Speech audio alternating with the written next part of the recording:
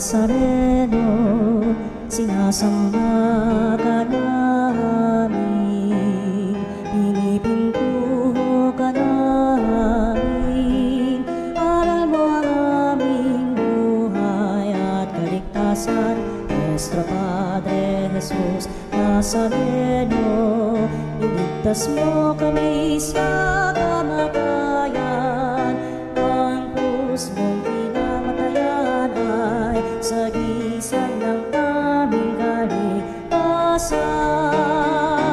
Nuestro Padre Jesus Nazareno, dinarangal ka namin. Nuestro Padre Jesus Nazareno, inulwalhati ka namin. Nuestro Padre Jesus Nazareno, inarangal ka namin.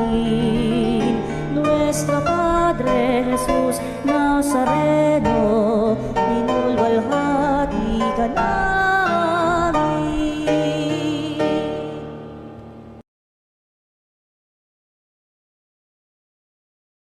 Ngayon po ay pandaigdigang araw ng mga namamanata sa Diyos. Sa ngalan ng Ama at ng Anak at ng Espiritu Santo. Amen. Mga ginigiliw kong kapatid,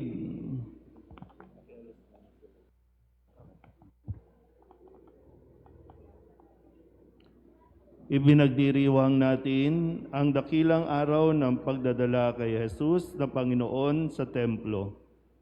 Sa hayagang pagtupad sa utos ng Diyos na itinadhana ni Moises, ang totoong naganap ay ang pakikipagtagpo ng Mesiyas sa mga taong nananabik para sa kanyang pagdating. Sa pag-akit na ito, ang mga banal na matatanda ay naparoon sa templo. Sa tulong ng tanglaw ng Espiritu Santo, kanilang nakilala ang Panginoon at masaya nilang tinanggap siya. Kaya naman tayo ngayon naririto at nagtitipon bilang tugon sa pag-akit ng Espiritu Santo. Tayo'y magpuprosisyon patungo sa tahanan ng Diyos bilang pagsalubong sa Mesiyas. Makaharap at makilala nawa natin siya ngayon sa pagsasalo sa pinaghati-hating tinapay hanggang sa kanyang maningning na pagbabakita. Pakitaas po ang inyong mga kandila. Manalangin tayo.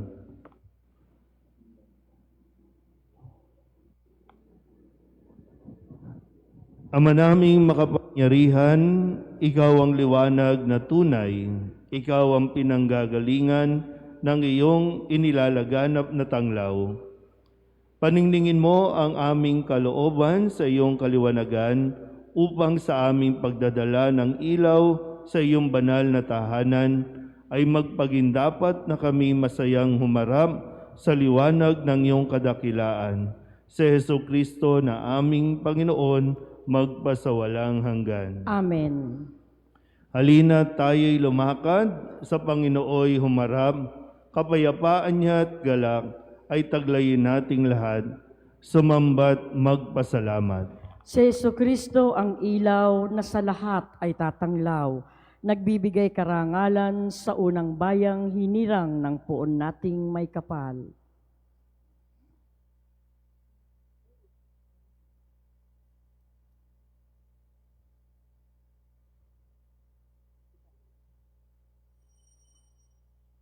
Magandang umaga po sa ating lahat. Ang ating pong simbahan ay taos pusong nagpapasalamat para sa pagtanggap sa St. Joseph Parish Gagalangin sa 5 at kalahati na umagang banal na misa. Awitin natin ang pambungad na awit.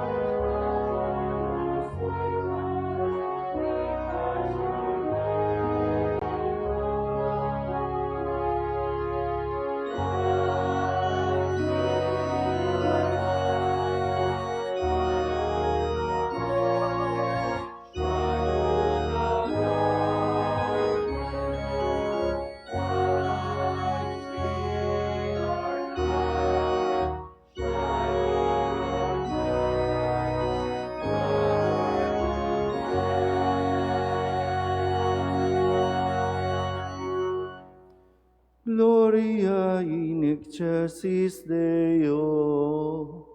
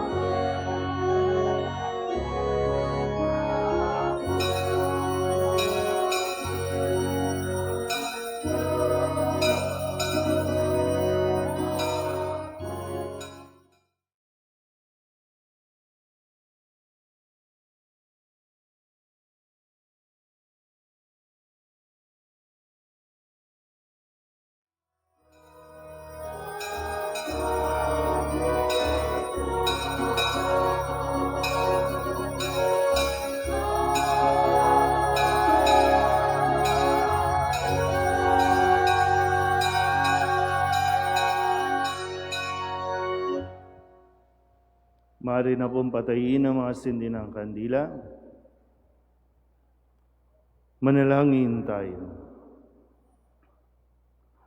Ama naming makapangyarihan, iniluluhog namin sa iyong dakilang kamahalan na katulad ng iyong anak na naging hindi naiiba sa mga tao at ngayoy dinala sa iyong banal na templo. Kami rin naway maging dalisay at marapat dalhin sa banal na tahanan mo sa pagtitipong ito sa pamamagitan ni Jesucristo kasama ng Espiritu Santo magpasawalang hanggan. Amen. Ayon kay Propeta Malakias, may isang tagapagpahayag ang isusugo upang ihanda ang sambayanan para sa kanilang pagtatagpo sa Panginoon. Pagbasa mula sa aklat ni Propeta Malakias. Ito ang sinabi ng Panginoong Diyos, ipadadala ko ang aking sugo upang ihanda ang daraanan ko. At ang Panginoon na inyong hinahanap ay biglang darating sa kanyang templo. Darating ang pinakahihintay niyong sugo at ipapahayag ang aking tipan. Ngunit sino ang makatatagal pagdating ng araw na iyon? Sino ang makahakarap pag siya'y napakita na? Siya'y parang apoy na nagpapadalisay sa bakal at parang matapang na sabon. Darating siya para humatol at dadalisayin niya ang mga saserdote, tulad ng pagdalisay sa pilak at ginto. Sa gayon, magiging karapat-dapat silang maghandog sa Panginoon at ang mga handog na dadalhin ng mga taga-Huda at Jerusalem ay magiging kalugod-lugod sa Kanya tulad ng dati. Ang salita ng Diyos. Salamat sa Diyos. Diyos na makapangyarihay, dakilang hari kailanman. Diyos na makapangyarihay, dakilang hari kailanman. Ang pintuang luma ay buksan ng lubos, ang dakilang hari ay doon papasok. Diyos na makapangyarihay, dakilang hari kailanman. Ang dakilang haring ito ay sino ba? Siya ang poon, dakilang talaga. Saan mang labanan, tagumpay ay kanya. Diyos na makapangyarihay, dakilang hari kailanman. Ang pintuang luma ay buksan ng lubos, ang dakilang hari ay doon papasok. Diyos na makapangyarihay, dakilang hari kailanman. Ang dakilang hari, sino bang talaga? Makapangyarihang Diyos at hari siya.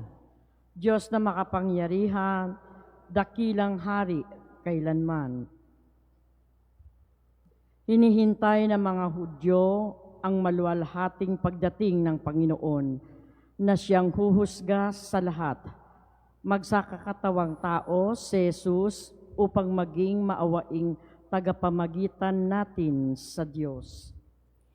Pagbasa mula sa sulat sa mga Hebreo. Yamang ang mga anak na tinuturing ng Diyos ay tao. Naging tao rin si Jesus tulad nila, may laman at dugo. Ginawa niya ito upang sa pamamagitan ng kanyang kamatayan ay maigupo niya ang diablo na siyang may kapangyarihan sa kamatayan. Sa gayon, pinalaya niya ang lahat ng naging alipin habang panahon dahil sa kanilang takot sa kamatayan. Hindi ang mga anghel ang kanyang tinutulungan, kundi ang lahi ni Abraham. Kaya't kinailangang matulad siya sa kanyang mga kapatid sa lahat ng paraan. Sa gayon, siya ay naging isang dakilang saserdote, mahabagin at tapat, naglilingkod sa Diyos at naghahandog ng hain sa ikapagpapatawad ng mga kasalanan ng tao. Sapagkat siya may tinukso at nagbata, kaya ngayon matutulungan niya ang mga tinutukso. Ang salita ng Diyos. Salamat sa Diyos. Magsitayo na po ang lahat.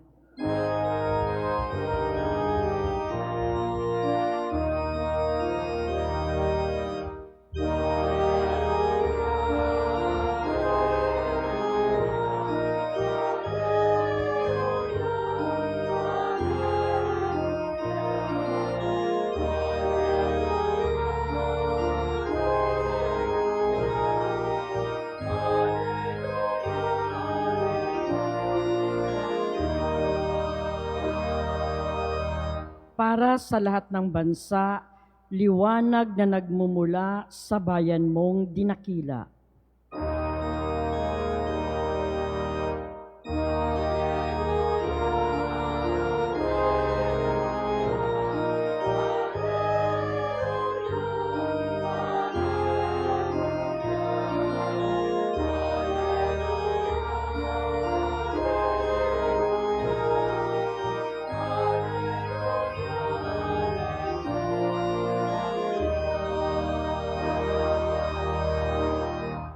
Sumainyo ang Panginoon. At sumaiyo rin. Ang mabuting balita ng Panginoon ayon kay San Lucas. Papuri sa iyo, Panginoon.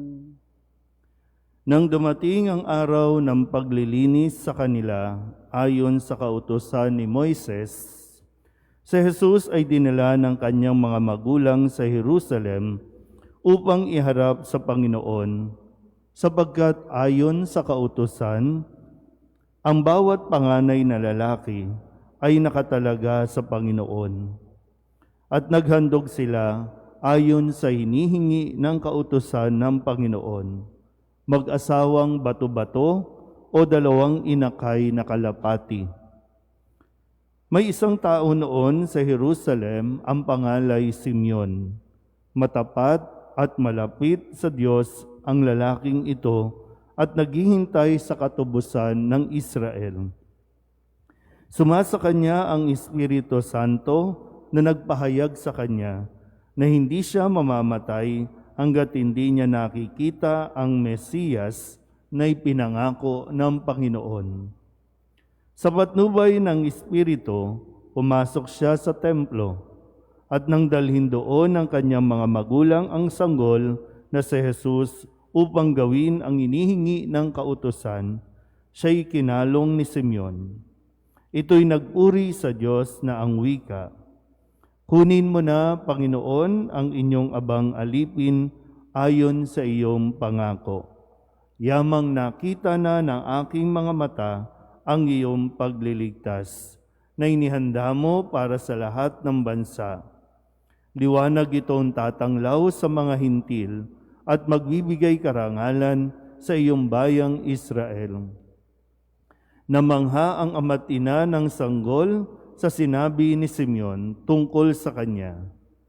Binasbasan sila ni Simeon at sinabi kay Maria, "Tandaan mo, ang batang ito'y nakatalaga sa ikapapahamak o ikaliligtas ng marami sa Israel.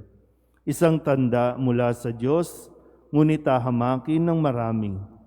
Kaya't mahayag ang kanilang iniisip, dahil diyan ang puso mo'y para na ring tinarakan ng isang balaraw." Naroon din sa templo ang isang propetang babae na ang pangalay Ana, anak ni Phanuel na mula sa lipi ni Azer.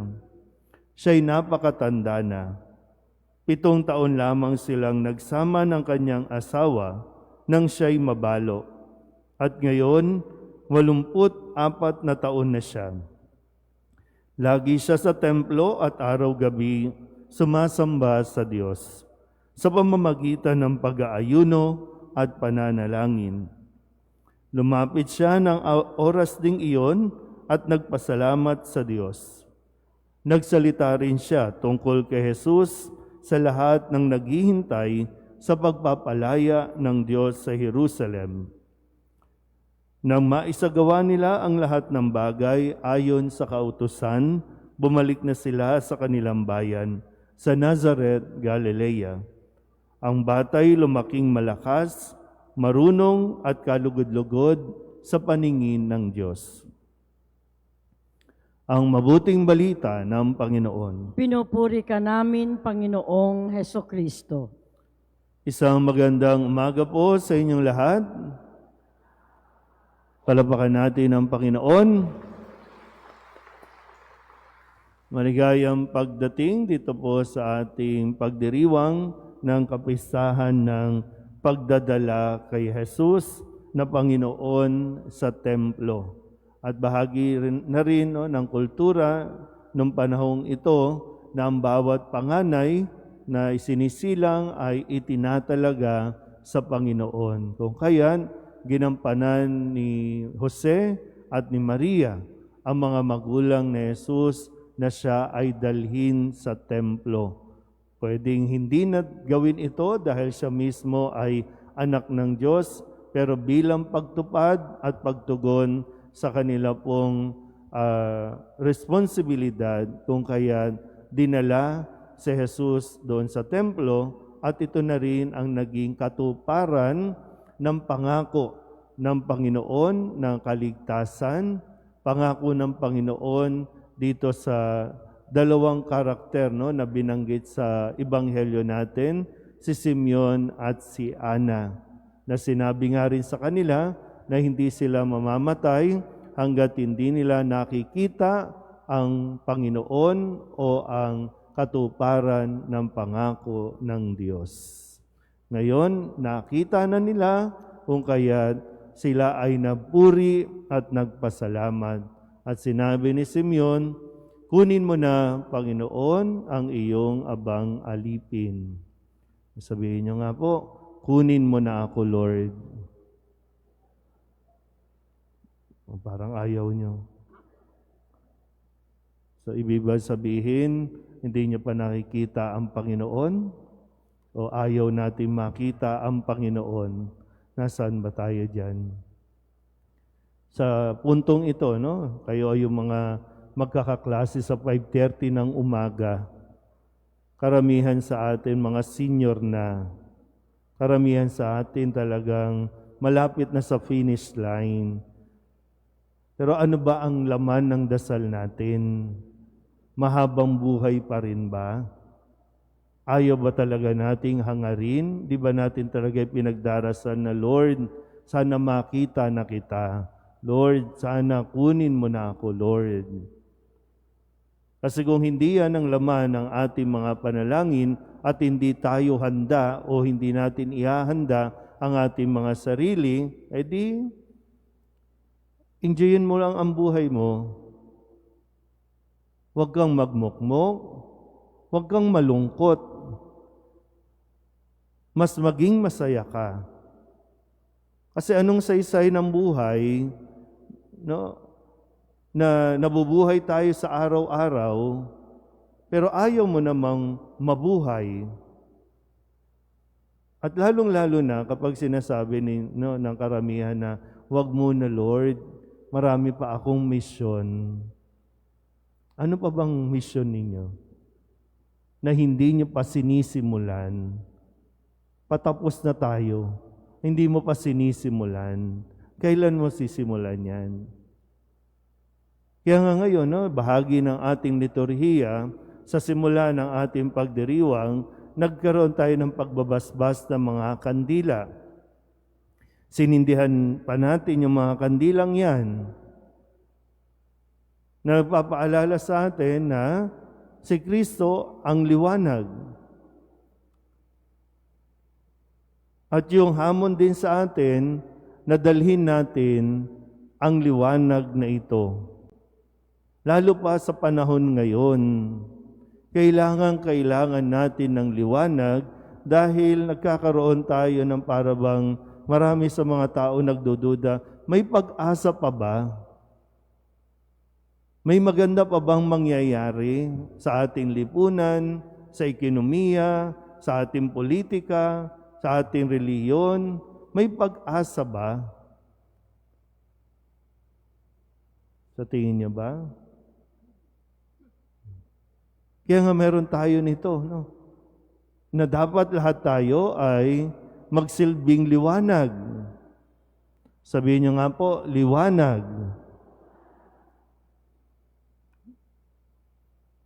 So, nasaan ang mga liwanag na ito? Hindi tayo pwedeng maiwan lang sa nagpabasbas tayo ng kandila para pag bumabagyo, sisindihan mo, pangontra sa kidlat. Sa bawat pagsisindi natin ng kandilang iyan na inyong pinabasbasan, mapaalalahanan tayo na tayo ay dapat na nagdadala ng liwanag sa bahay ninyo, sa komunidad, sa lipunan. Lalo na sa, kung pwede nga lang tarakan, sindihan natin, ano yung tawag dyan? Turukan natin ng kandila, itong House of Representative, itong Senate natin, para nang sa ganun maliwanagan sa mga ginagawang mga korupsyon, pagnanakaw. Bakit ayaw nating sindihan ang ating mga kandila? Bakit ayaw nating dalhin ang liwanag ni Kristo? Kung pwede nga lang, sa pagboto ninyo, dala-dala niyo yung kandila habang nagpipill up kayo, habang sa balota, dalhin mo ang liwanag. Kung pwede nga lang talaga Para na ang pipiliin ko ay ito, sa tulong ng liwanag ni Kristo. Bakit ba hindi tayo nagigising sa responsibilidad na ito?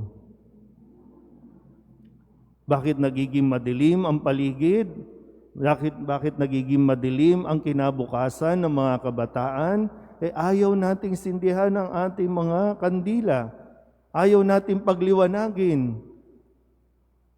Napakaraming tao na halos tutusin, higit sa kung ano man na bilang, maraming Katoliko. Pag sinabing Katoliko, sumusunod kay Kristo. Bakit sa mga ganitong pagkakataon ayaw nating gamitin ang liwanag na binibigay sa atin ni Kristo?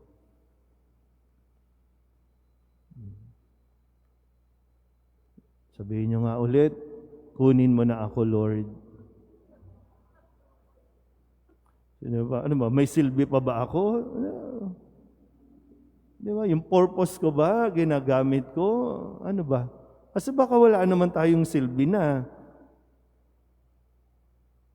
Puro reklamo, puro angal, puro ayuda na lang, ayuda. Maswerte siguro, Ito kayo po mga nandito, Pag nagkasakit kayo, talagang wala kayong problema sa gastos, Di kayo namumblema sa pambili ng gamot. Tingnan nyo yung katabi ninyo, kung may kaya, Mukhang pwedeng mag-St. Luke's, mag-Makati Med, Wala, hindi natin tinitingnan na, marami tayong kapwa na talagang walang-wala at kailangan ng liwanag. Kailangan magliwanag ka. Hindi lang ang kandila, kundi yung nagdadala ng kandila. At tayo yan. Kaya nawa, sa tulong ng ating Panginoong Hesukristo, patuloy nawa natin magampanan ang ating pong mga misyon na maging tagapagdala ng pag-asa sa tulong ng mga aral na natututunan natin na binibigay ng Diyos sa atin. Amen? Magsitayo ang lahat. Ipahayag natin ang ating pananampalataya. Sumasampalataya ako Sa Diyos amang makapangyarihan sa lahat, na may gawa ng langit at lupa. Sumasampalataya ako kay Kristo, iisang anak ng Diyos, Panginoon nating lahat.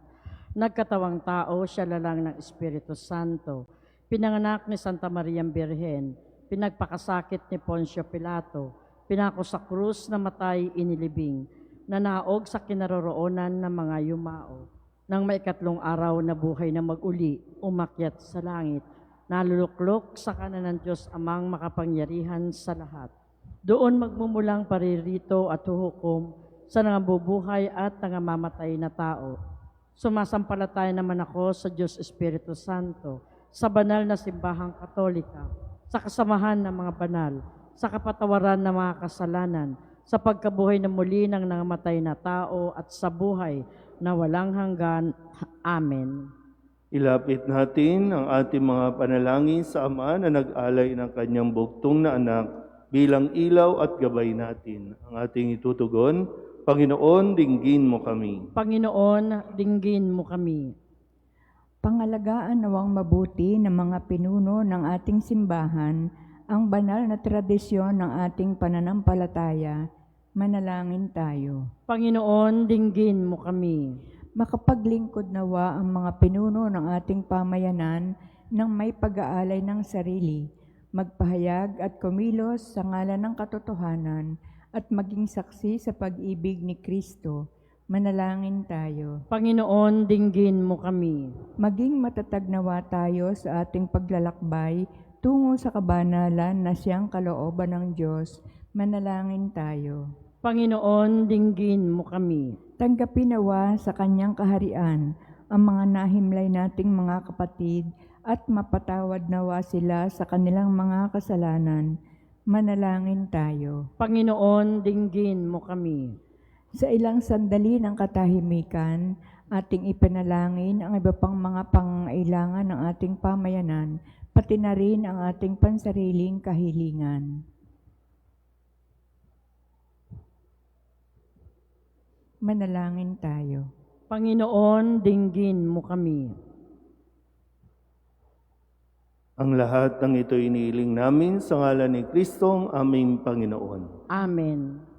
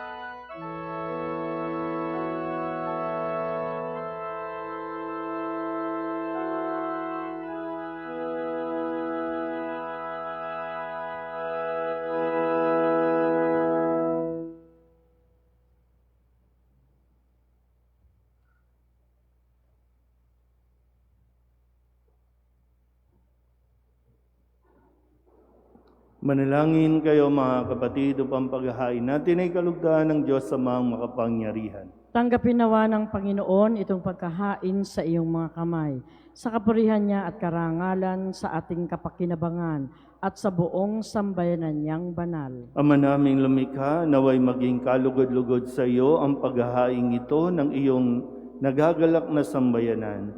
Niloob mong para sa ikabubuhay ng sanlibutan ay maihandog ang tupang maamo at walang bahid dungis si Hesukristo na iyong anak at aming Panginoon magpasawalang hanggan. Amen. Sumainyo ang Panginoon. At sumaiyo rin. Itaas sa Diyos ang inyong puso at diwa. Itinaas na namin sa Panginoon. Pasalamatan natin ang Panginoong ating Diyos. Marapat na siya ay pasalamatan. Ama naming makapangyarihan, tunay ngang marapat na ikaw ay aming pasalamatan. Ngayoy dinala sa iyong templo ang anak mong dati nang di iba sa iyo. Siya ang nagbibigay karangalan sa Israel na iyong bayan. Siya ang ipinahayag ng Espiritu Santo bilang liwanag na tatanglaw sa lahat ng tao. Kaya kaysa ng mga anghel na nagsisiawid ng papuri sa iyo, nang walang humpay sa kalangitan, kami nagbubunyi sa iyong kadakilaan.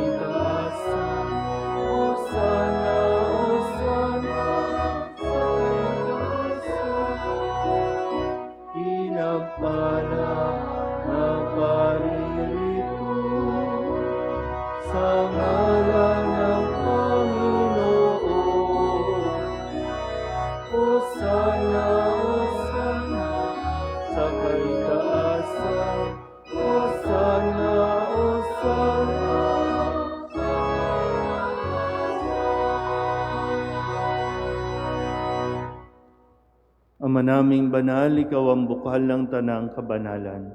Kaya't sa pamamagitan ng iyong Espiritu, gawin mong banal ang mga kaloob na ito upang para sa aming maging katawan at dugo ng aming Panginoong Hesu Kristo.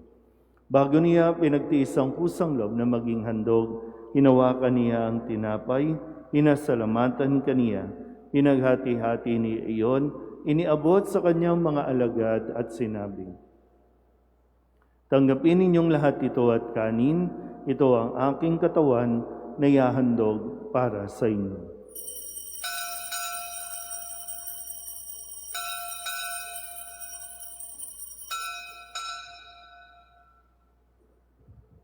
Gayun din naman, nung matapos ang hapunan, hinawakan niya ang kalis, muli kaniyang pinasalamatan. Iniabot niya ang kalis sa kanyang mga alagad at sinabi, "Tanggapin ninyong lahat ito at inumin. Ito ang kalis ng aking dugo, ng bago at walang hanggang tipan. Ang aking dugo ni ibubuhos para sa inyo at para sa lahat sa ikapagpapatawad ng mga kasalanan. Gawin ninyo ito sa pag-alaala sa akin."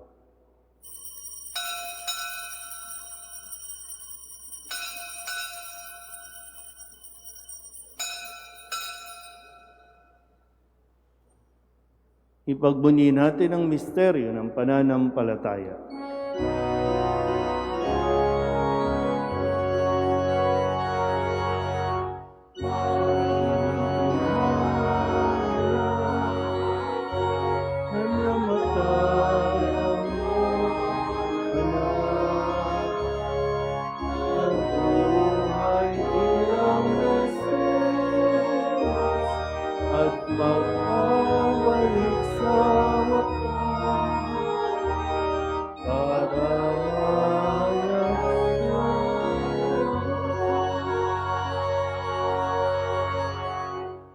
Ama, ginagawa namin ngayon ang pag-alaala sa pagkamatay at muling pagkabuhay ng iyong anak.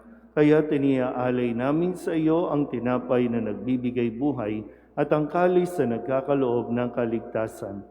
Kami nagpapasalamat dahil kami iyong minarapat na tumayo sa harap mo para maglingkod sa iyo. Isinasamo namin kami magsasalo-salo sa katawan at dugo ni Kristo ay mabuklod sa pagkakaisa sa pamamagitan ng Espiritu Santo. Ama, lingapin mo ang iyong simbahang laganap sa buong daigdig. Puspusin mo kami sa pag-ibig kay San Francisco na aming Papa at ni Jose na aming Obispo at ng Tanang Kaparian. Alalahanin mo rin ang mga kapatid naming nahimlay na may pag-asang sila'y muling mabubuhay, gayon din ang lahat ng mga pumanaw. Kawaan mo sila at patuloyin sa iyong kaliwanagan. Kawaan mo at pagindapating kaming lahat na makasalo sa iyong buhay na walang wakas.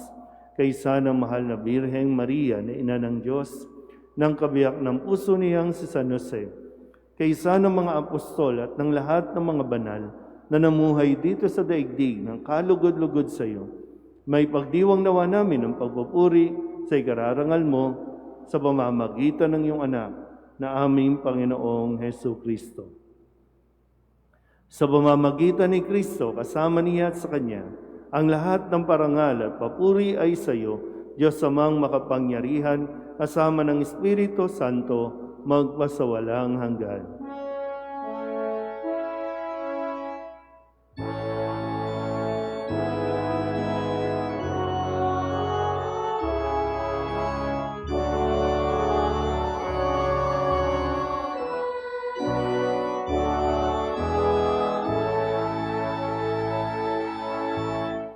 Sa tagubilin ng manakagagaling na utos at turo ni Jesus sa Panginoon natin at Diyos, ipahayag natin ang lakas loob.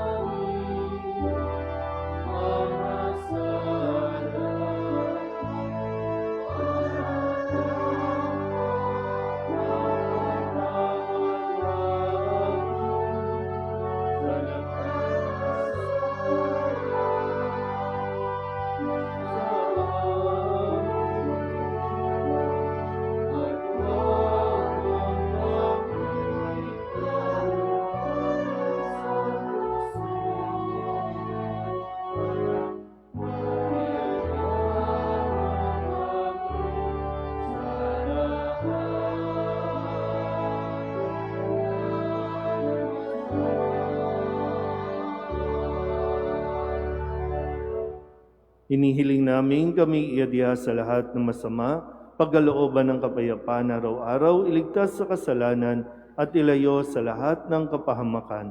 Samantalang aming pinananabikan ang dakilang araw ng pagpapahayag ng tagapagligtas naming si Hesu Kristo. Sapagkat iyo ang kaharian at ang kapangyarihan at ang kapurihan magpakailanman. Amen. Panginoong Hesu Kristo, sinabi mo sa iyong mga apostol, kapayapaan ang iniiwan ko sa inyo, ang aking kapayapaan ang binibigay ko sa inyo. Tunghayin mo ang aming pananampalataya at huwag ang aming mga pagkakasala. Pagkalooban mo kami na kapayapaan at pagkakaisa ayon sa iyong kalooban, kasama ng Espiritu Santo, magpasawalang hanggan. Amen. Ang kapayapaan ng Panginoon ay laging sumainyo. At sumaiyo rin. Magbigayan po tayo ng kapayapaan sa isa't isa. Kordero ng Diyos na nag-aalis ng mga kasalanan ng sanlibutan, maawa ka sa amin. Kordero ng Diyos na nag-aalis ng mga kasalanan ng sanlibutan, maawa ka sa amin. Kordero ng Diyos na nag-aalis ng mga kasalanan ng sanlibutan, ipagkaloob mo sa amin ang kapayapaan.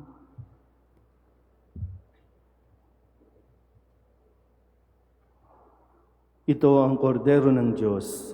Ito nag-aalis ng kasalanan ng sanlibutan.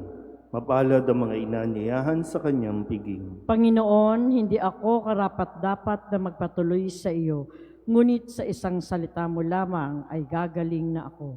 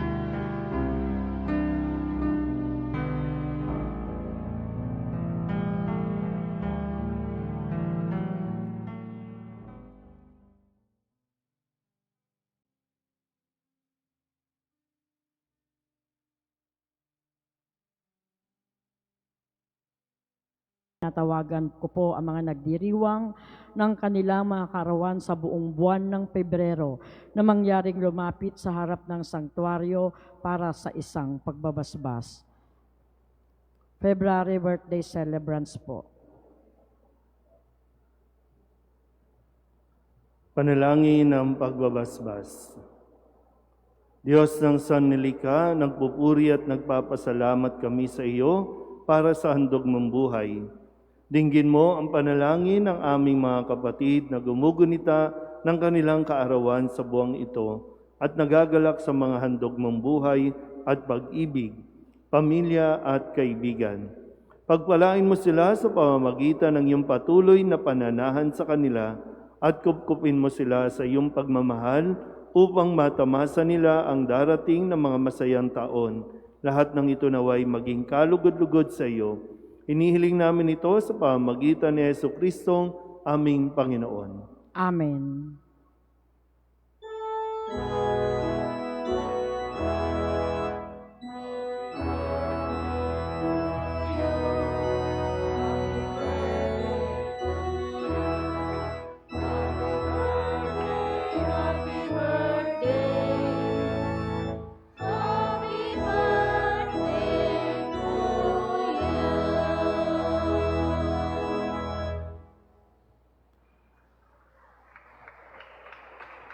Magsitayo na po ang lahat.